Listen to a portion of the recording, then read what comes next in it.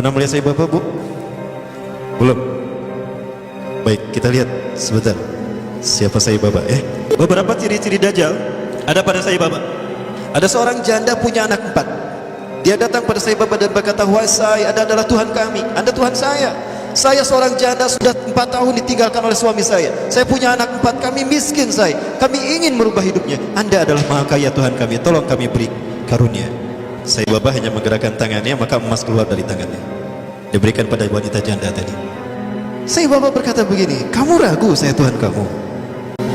Coba apa yang bisa dilakukan Tuhanmu, saya akan melakukannya." Maka apapun yang diminta oleh Syekh tadi, Sai Baba melakukannya. Maka apa yang terjadi? Syekh tadi menjadi pengikut Sai Baba yang setia.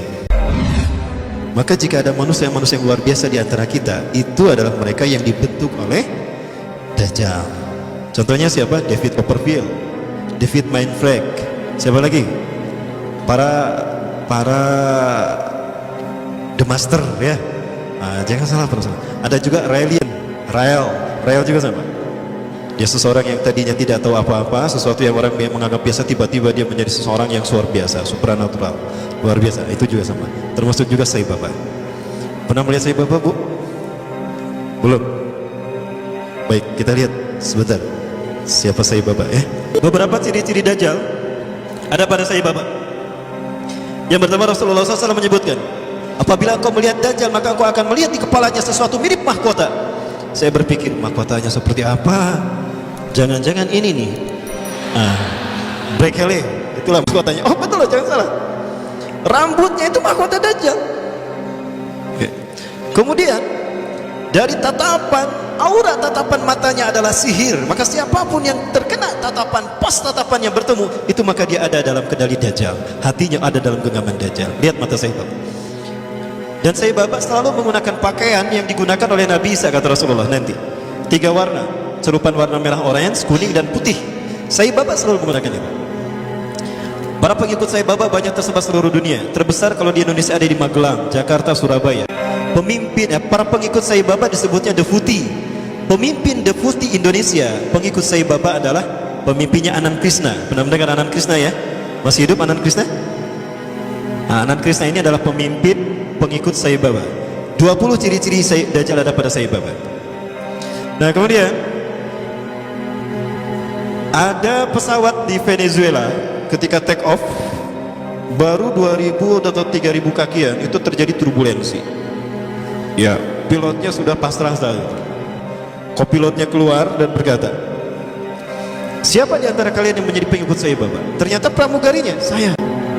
"Cepat berdoa untuk Sai Baba, minta kepadanya agar dia menolong kita."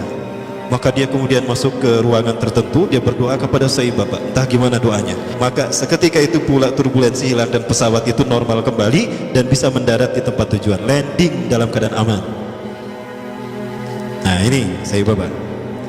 Berikutnya juga ya, masih terkait Sai Baba. Ada seorang janda punya anak 4. Dia datang pada Sai Baba dan berkata, "Wahai Sai, Anda adalah Tuhan kami, Anda Tuhan saya.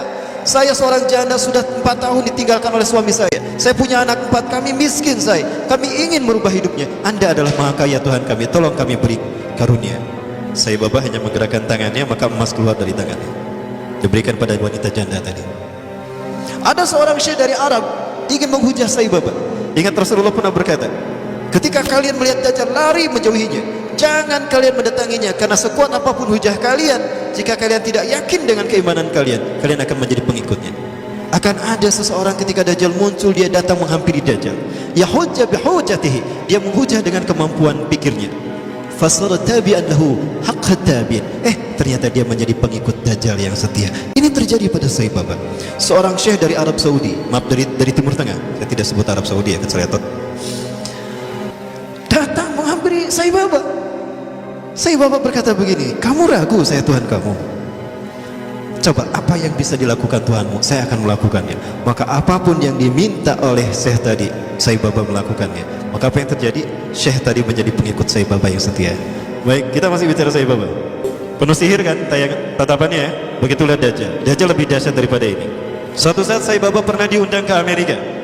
Sekelompok petinggi militer angkatan darat Amerika kehilangan sebuah dokumen. dan yang tahu hanyalah seorang jenderal yang bernama Kanner. Jenderal Kanner ini sudah meninggal. Maka dipanggillah Sai Baba.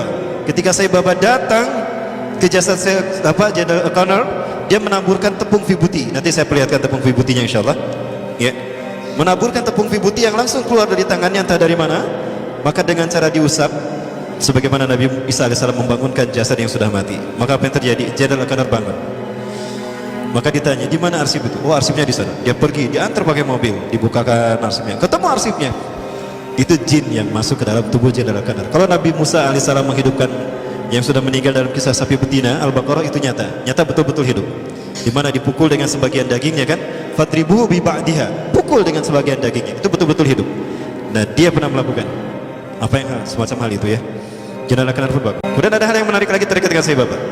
Saya coba perlihatkan tepung vibuti yang dia keluarkan, yang dengannya dia menyembuhkan orang yang buta, ya, menyembuhkan orang yang sudah membangunkan orang yang sudah mati. Tapi sekali lagi ini biiznillah, dengan izin Allah. Allah mengizinkan kepadanya untuk melakukan itu sebagai sebuah istidraj, rangsangan, ya.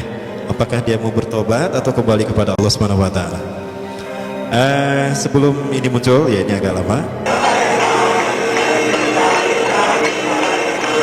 When Sai Baba removes his hand from the upturned pot, the vibhuti ash stops flowing. Seseorang berani menjual rumahnya, menjual mobilnya demi mendapatkan tepung vibuti walaupun hanya setitik saja.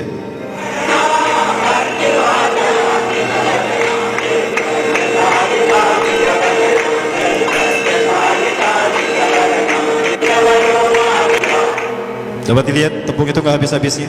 Inilah sihir dia. Nah ini dia ketika mengeluarkan emas. Itu tepung vibuti yang dia keluarkan. Ini ketika masih muda. Rasulullah SAW menyebutkan Samiri atau Dajjal itu dia mandul, tidak suka kepada lawan jenis, dan dia tidak menikah. Termasuk Sai Baba juga sama. Dia ngejomblo seumur hidup. Ya, dan dia sudah mati. Baik.